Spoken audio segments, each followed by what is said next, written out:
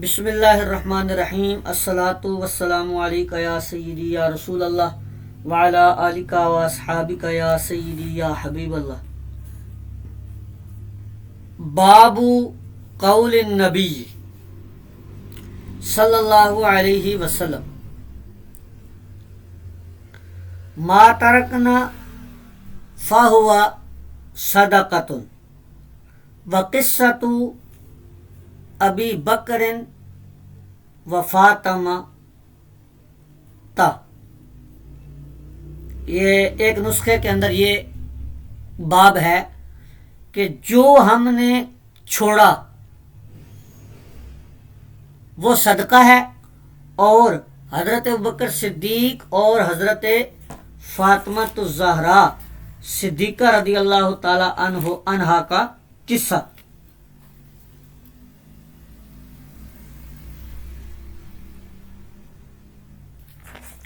اس کے بعد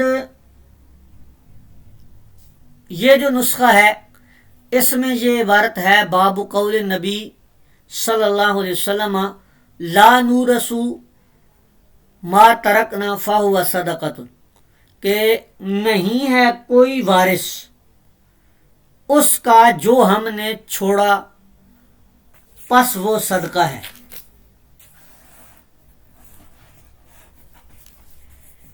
تو اس باب میں امام مسلم رحمۃ اللہ علیہ 6 احادیث مبارکہ لے کر آئیں، تو ہم پہلی 2 احادیث مبارکہ پڑھتے ہیں اور پھر آگے چلیں گے۔ حضرت عائشہ صدیقہ رضی اللہ تعالی عنہا فرماتی ہیں کہ جس وقت حضور علیہ الصلوۃ والسلام نے وفات پائی تو نبی کریم علیہ الصلوۃ والسلام کی جو ازواج مطہرات تھیں انہوں نے ارادہ کیا کہ حضرت عثمان بن عفان کو بھیجیں، ان یبعثنا عثمان بن عفان، کہ عثمان بن عفان رضی اللہ تعالیٰ عنہ کو بھیجیں کدھر؟ الی ابی بکر، حضرت ابوبکر صدیق کی طرف،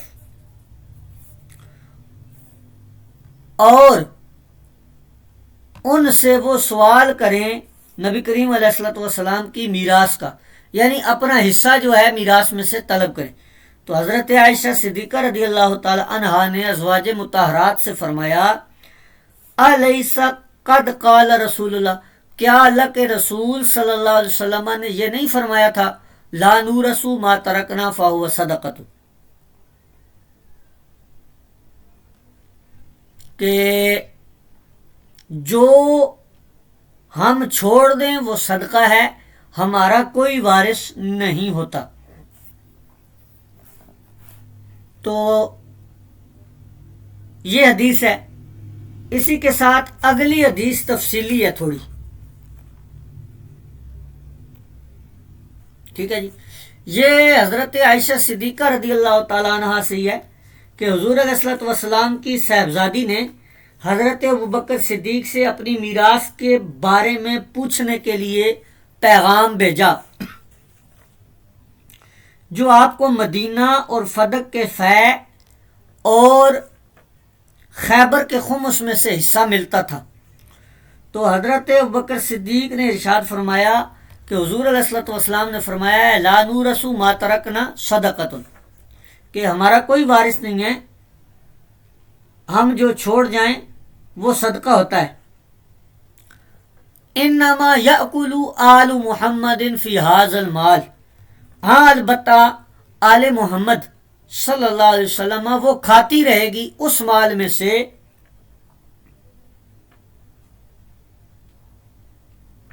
اور اللہ کی قسم میں کسی قسم کی تغیر و تبدل نہیں کر سکتا حضور علیہ الصلوۃ والسلام کے صدقہ میں، یعنی اسی حال پر رکھوں گا جس حال میں وہ زمانہ رسالت مآب صلی اللہ علیہ وسلم میں تھا۔ اور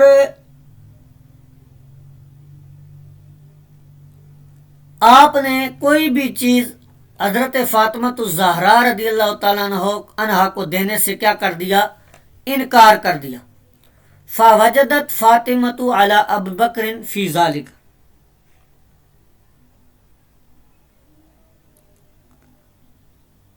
تو حضرت فاطمہ رضی اللہ تعالی عنہا کو اس وجہ سے کیا ہو گئی، حضرت ابوبکر صدیق سے ناراضگی ہوگی. قالا، اب اس قالا کو آپ نے یاد رکھنا ہے، آگے چل کے میں اس کی وضاحت کروں گا آپ کو. قالا فہاجرت، پس اس نے کہا، کس نے کہا؟ یہ کہنے والا کوئی مرد ہے، حضرت عائشہ صدیقہ نہیں ہے، نہ ہی حضرت سیدہ فاطمہ الزہرا ہیں. ٹھیک ہے جی، اس قالا کو آپ نے یاد رکھنا ہے. قالا، یہ میں آگے چل کے آپ کو بتاؤں گا کہ یہ قالا کا مقولہ کس کا ہے، قالا کا قائل کون ہے. قالا فہاجرتہ فلم تکلمہ، تو حضرت سیدہ کیا ہو گئی؟ خاموش ہو گئی، چھوڑ دیا. فلم تکلمہ، اور اس میں پھر کلام نہیں کیا ہرگز، یہاں تک کہ آپ کی وفات ہوگی. بہرحال آگے یہ اتنا ہی مسئلہ فدق کا عنوان ہے.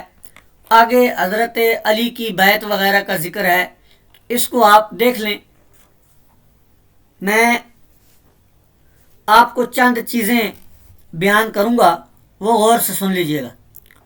سب سے پہلے تو یاد رکھیں کہ جو لوگ یہ کہتے ہیں کہ سیدہ فاطمہ الزہرا کا حق کھایا یا غصب کیا، وہ غلط ہیں، کیونکہ اسی روایت کے اندر الفاظ ہیں انما یأکل آل محمد فی ھذا المال.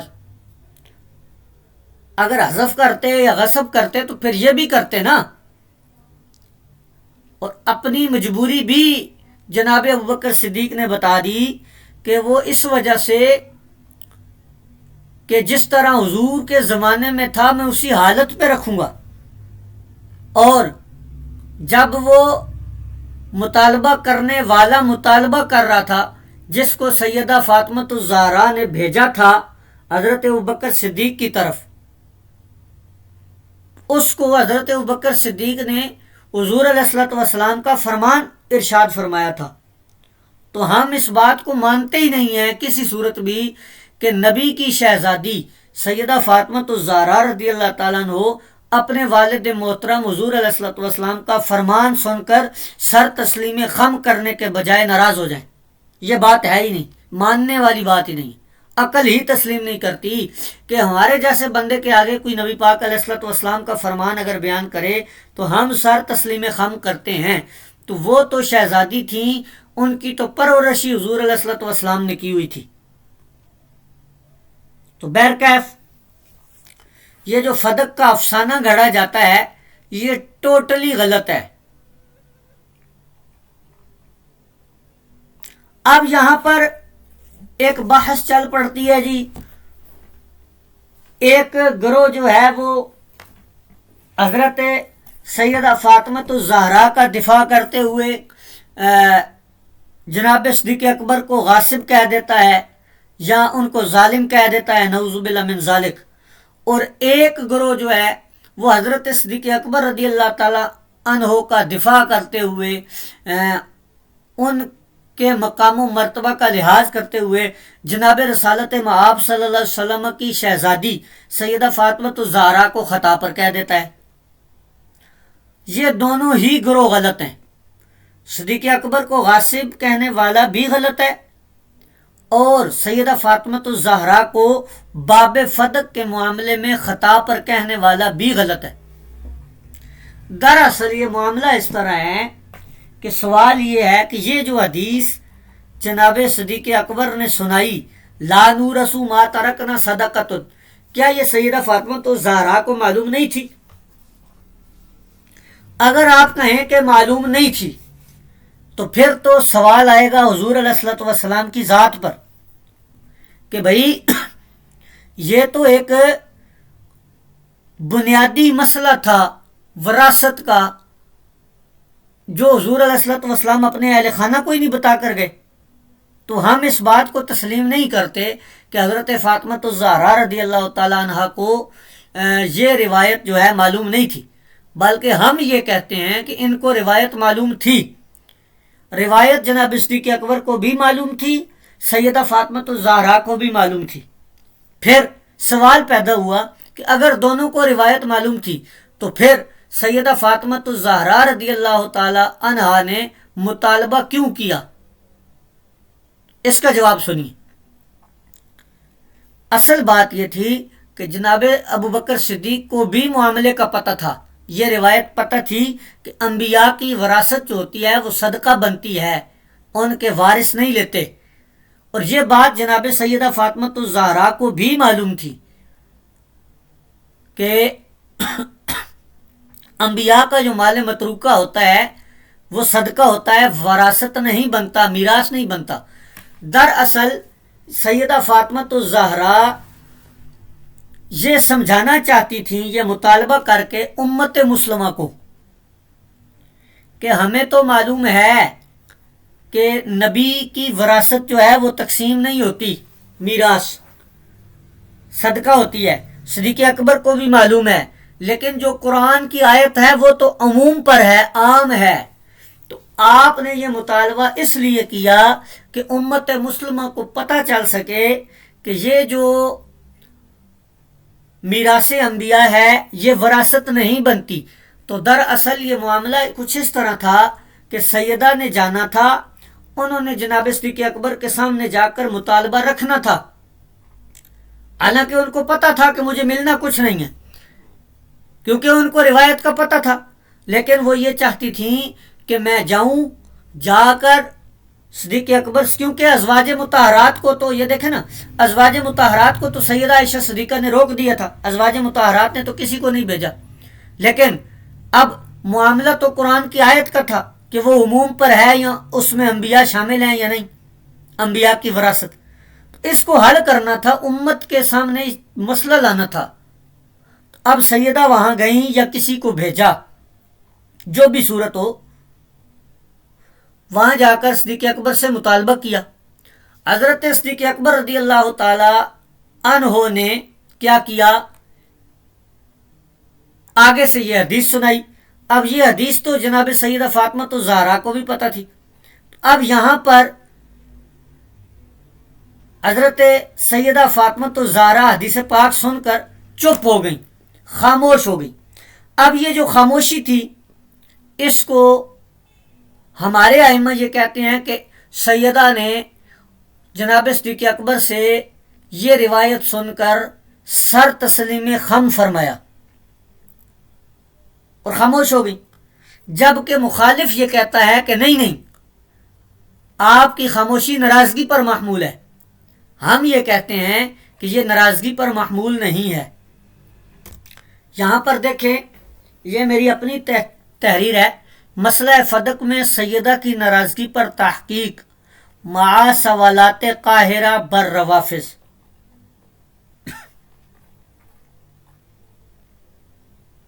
میں اب یہ آپ کو تحریر پوری پڑھ کے سنا پتہ نہیں پاؤں گا یا نہیں، 18 صفحات ہیں اس کے، بہرحال جہاں تک چلتے ہیں وہاں تک دیکھتے ہیں۔ رنجیدگی سیدہ اور کلام و ادراج زہری کی تحقیق۔ صحابہ و اہل بیت میں کشیدگی ثابت کرنے کے لیے مخالفین کی طرف سے ناراضگی بنت رسول والی روایت کو بڑھا چڑھا کر پیش کیا جاتا ہے۔ یہ لوگ اپنے تئیں اس کو بڑی دلیل سمجھتے ہیں، جبکہ حقیقت حال کچھ اور ہے۔ اس روایت کے جمع طرق کے بعد جو بات سامنے آتی ہے اس کو دیکھتے ہیں۔ اس روایت یعنی مطالبہ سیدہ کو نقل کرنے والے 3 افراد ہیں، حضرت سیدنا ابو ہریرہ، جناب ابو طفیل اور حضرت سیدہ عائشہ صدیقہ رضوان اللہ علیہم اجمعین۔ ان میں سے حضرت ابو ہریرہ اور حضرت ابو طفیل کی روایت میں ناراضگی اور رنجیدگی سیدہ کا دور دور تک کوئی نام و نشان نہیں ہے۔ اب باقی رہ جاتی ہے حضرت عائشہ صدیقہ کی روایت، اس کو نقل کرنے والے جو مرکزی راوی ہیں وہ محمد بن مسلم شہاب الزہری ہیں۔ زہری سے اس روایت کو نقل کرنے والے آگے کل 10 افراد ہیں جو کہ درجہ ذیل ہیں۔ یہ 10 افراد ہیں، ٹھیک ہے جی۔ صالح، محمر، عقیل، مالک، ولید، شعیب، اسحاق بن راشد، یونس اور عبد الرحمن۔ تو زہری سے روایت کرنے والے یہ 10 ہیں، اور ان 10 افراد میں سے صرف 2 شاگرد معمر اور صالح بن کیسان یہ ناراضگی اور رنجیدگی کے الفاظ نقل کرتے ہیں۔ باقی 8 افراد کی جو روایت ہے زہری کی شاگردوں کی، اس میں یہ رنجیدگی اور ناراضگی کے الفاظ نام و نشان ہی نہیں ملتا۔ پھر یہ جو معمر ہیں، جو زہری کے شاگرد ہیں، معمر جو ناراضگی کا ذکر کرتے ہیں، ان سے روایت کرنے والے آگے 5 افراد ہیں: ہشام، عبد الرزاق، محمد بن ثور، عبداللہ بن مبارک اور سفیان بن عیینہ۔ اب جو معمر کے تلامذہ ہیں یہ 5، ان میں سے جو رنجیدگی اور سیدہ کی ناراضگی کا ذکر کرتا ہے وہ صرف ایک شاگرد ہے، عبد الرزاق، اور یہ جو امام عبد الرزاق ہیں ان پر قلیل التشیع کی جرح بھی موجود ہے۔ اب آگے چلتے ہیں۔ پھر معمر کے شاگردوں میں سے عبد الرزاق جو ہے یہ ناراضگی کا ذکر کرتا ہے۔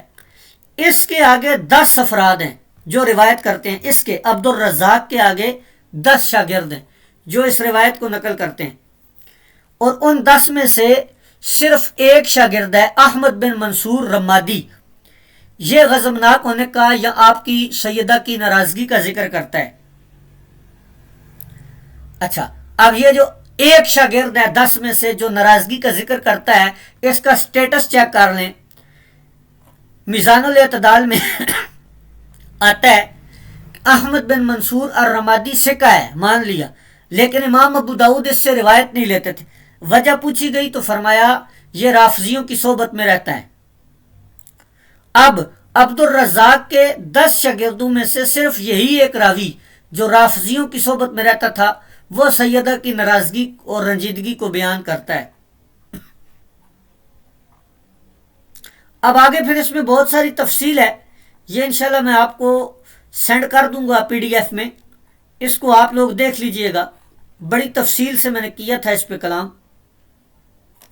تو زہری کے مذکورہ شاگردوں میں سے بھی اختلاف ہے، ٹھیک ہے جی۔ تو یہ سارا ایک مقالہ سا میں نے لکھا تھا، آخر میں ہم دیکھتے ہیں کچھ سوالات بھی میں نے قائم کیے تھے۔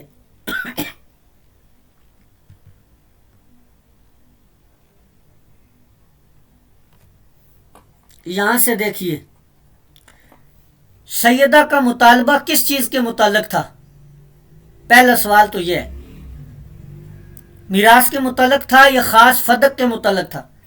اگر کہیں کہ خاص فدق کے متعلق تھا تو پھر ہم سوال کریں گے کہ کیا حضور کی وراثت میں صرف فدق تھا یا صرف سیدہ ہی وارثہ تھیں؟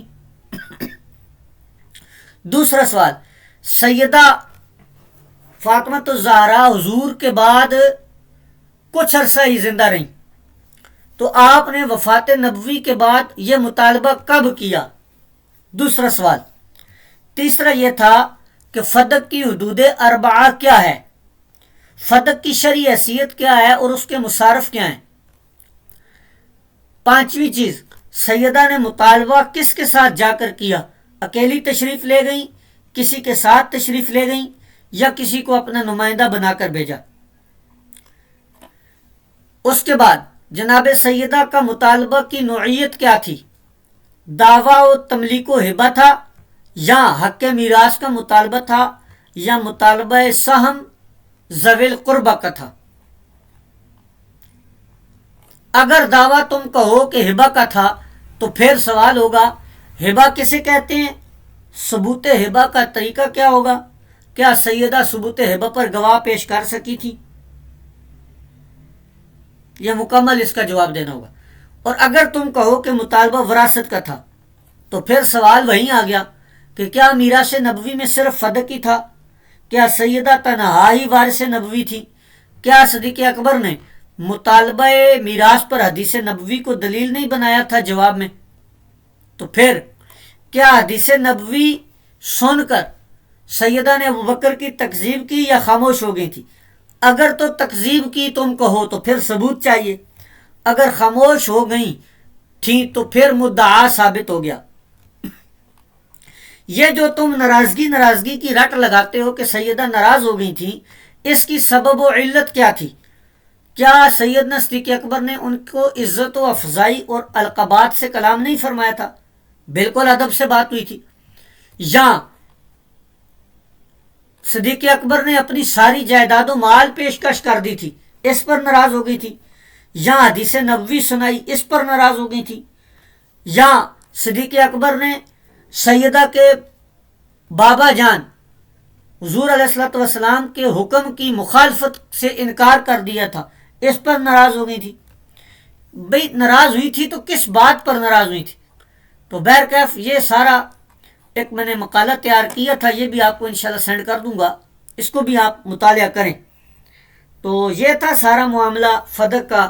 یہ ایک قصہ بس بنایا ہوا ہے لوگوں نے، اور اس پہ جو ہے نا وہ کیا کہہ لیں آپ کے دال روٹی چل رہی ہے. اللہ تبارک و تعالی ہمیں ادب والوں میں سے بنائے، جناب صدیق اکبر کا بھی، سیدہ فاطمہ الزہرا کا بھی، اور ہر اس نفوس قدسی کا جس کو ایمان کی حالت میں حضور علیہ الصلوۃ والسلام کی صحبت حاصل ہو گئی یا حضور کے ساتھ اس کو کسی قسم کی بھی نسبت ہو گئی. اللہ تعالی ہمیں ادب والا معاملہ کرنے کی توفیق عطا فرمائے.